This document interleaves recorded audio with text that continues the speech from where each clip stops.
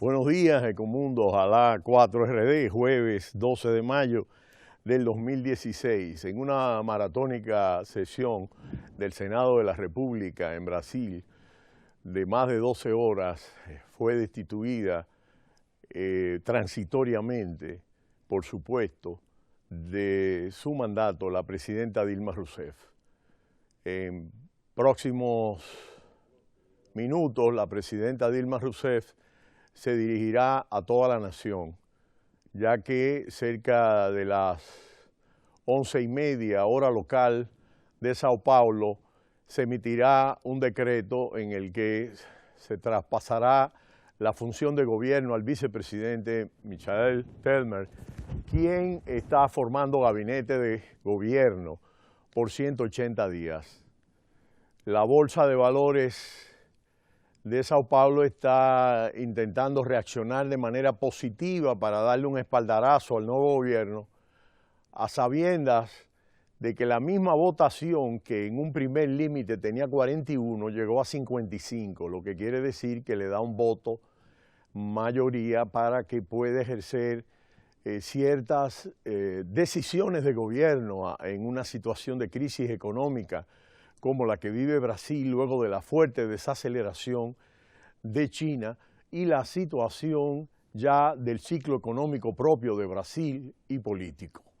Realmente la presidenta Dilma Rousseff mantiene su tesis de golpe de Estado y en su cuenta de Facebook ha levantado esta tesis.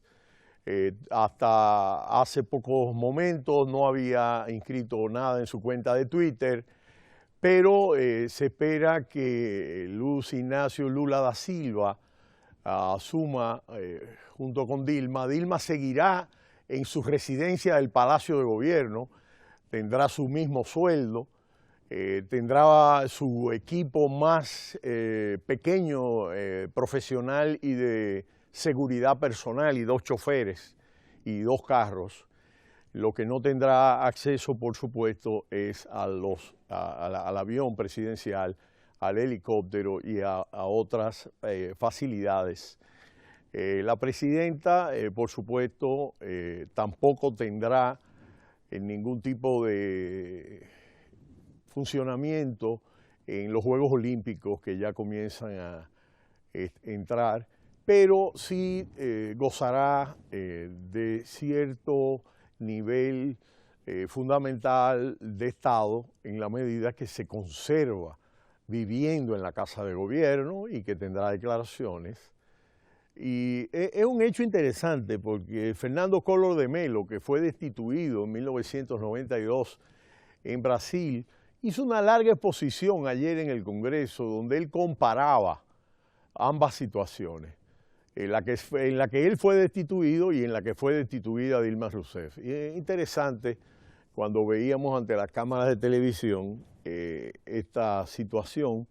No quedó claro su voto, pero sí el hecho de los procedimientos. Él dice que a él se le despachó con 1 cuartilla y media y que por lo menos en el caso de Dilma son 120 páginas la acusación. Pero lo interesante es que se trata de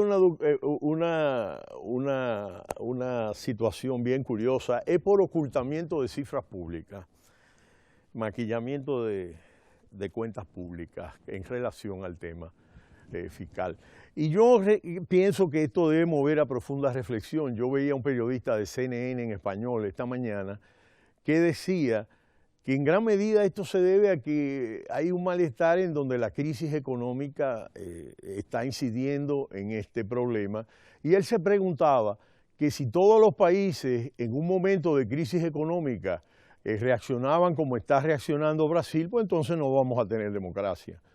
La verdad es que acompañar un gobierno exitoso como el del PT y Lula durante 12 años en el poder, 10 años en el poder, es muy bueno. Todos estaban gozando cuando Lula se convirtió en el líder del G8. No Chávez, no, que era un líder también en el mundo, ojo. Pero Lula era un líder en el G8 y Brasil llegó a colocarse en sitiales importantes. Y los BRICS, Lula jugó un rol decisivo. El liderazgo de Lula eclipsó al liderazgo de Davos, incluso, del foro de Davos. Y es equívoco pensar que el programa de bolsa de los trabajadores y de transferencias condicionadas en Brasil opera de una manera tradicional. No, ahí hubo un cambio importante en el nivel de actividad económica, porque Brasil es una economía industrial, por Dios, que tiene una de las fábricas que produce los jets privados de altos ejecutivos del mundo. Es decir, Brasil es una potencia, por Dios, industrial. Hemos puesto los ejemplos claramente aquí. Lo que estamos viendo aquí es que en las vacas flacas, no solo económicas, sino políticas, cuando todos los socios del siglo XXI, desde los chavistas allá, luego de muerto su líder 3 años, y el pobre inmaduro de Maduro, hasta gente muy seria como Michelle Bachelet y Tabaré Vázquez, realmente lo que estamos viendo es un intento de desconocer la voluntad popular de una presidenta que fue electa recientemente por los votos, por una causa tan risible como la que se está planteando, puesto que el déficit primario del PIB no era una situación alarmante y Dilma tomó medidas sumamente contundentes, incluso ortodoxas. Vamos a ver cómo esta oposición fragmentada, corrupta, que tiene causas en la justicia, va a operar estos 6 meses y cómo va a continuar la situación económica. Mientras tanto, América Latina mira al gigante latinoamericano con tristeza.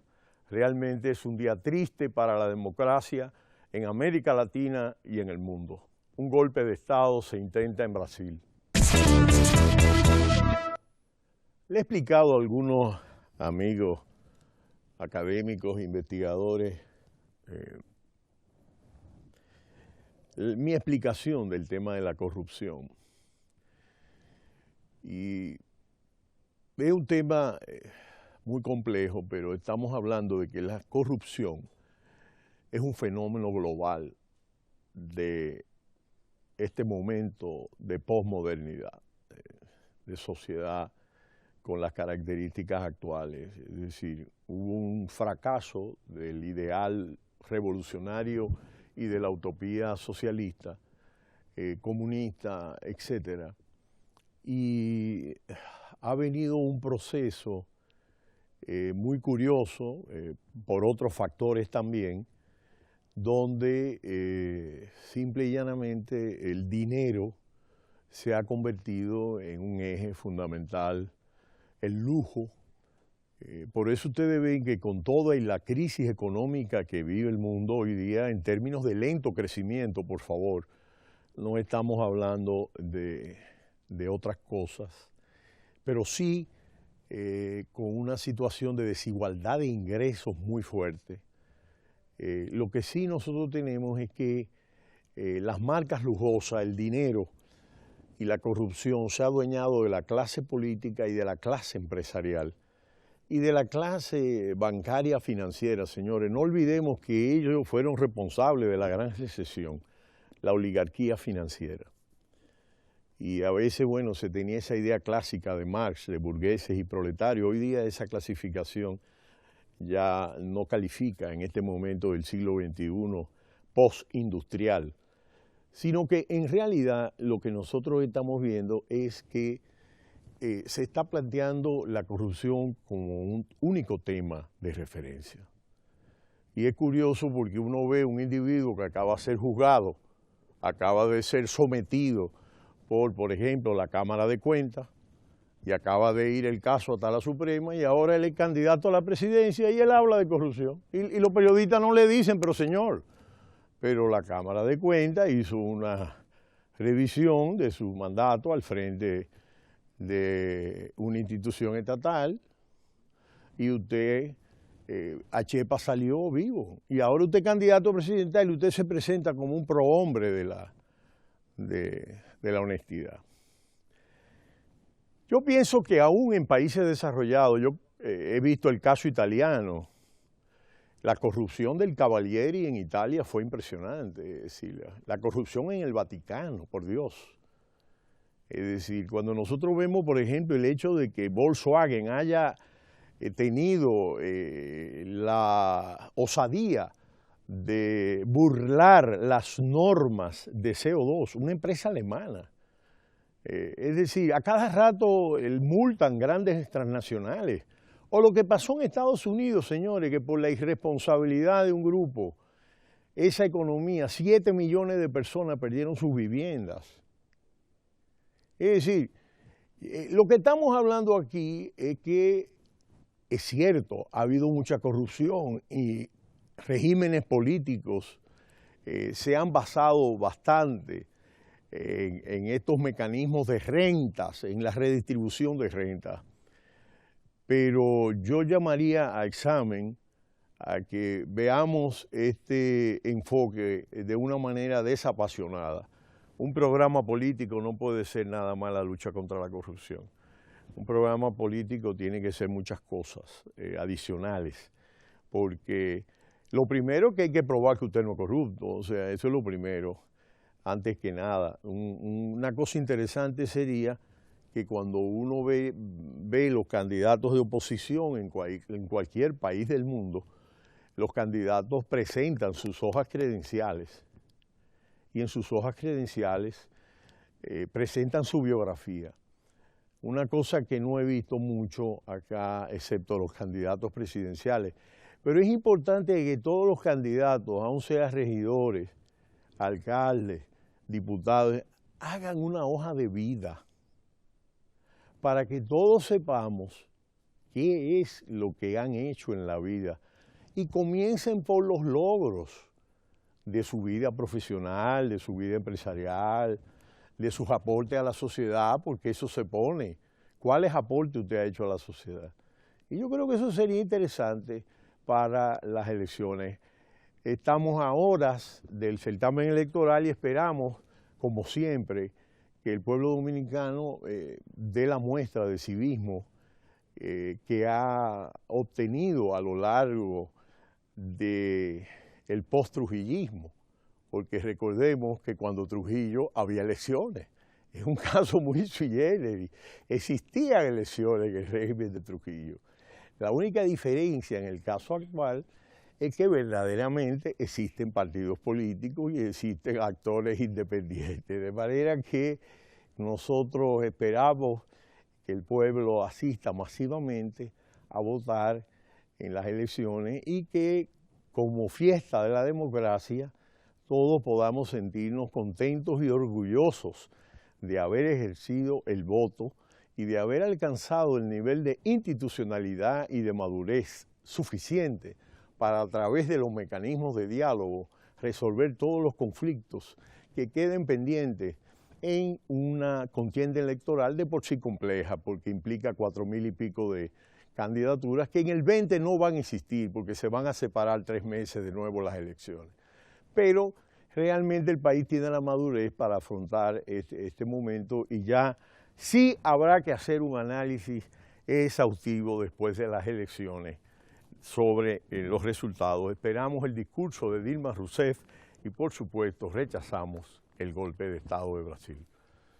Ecomundo, ojalá 4RD. No le cambie, cita cultural.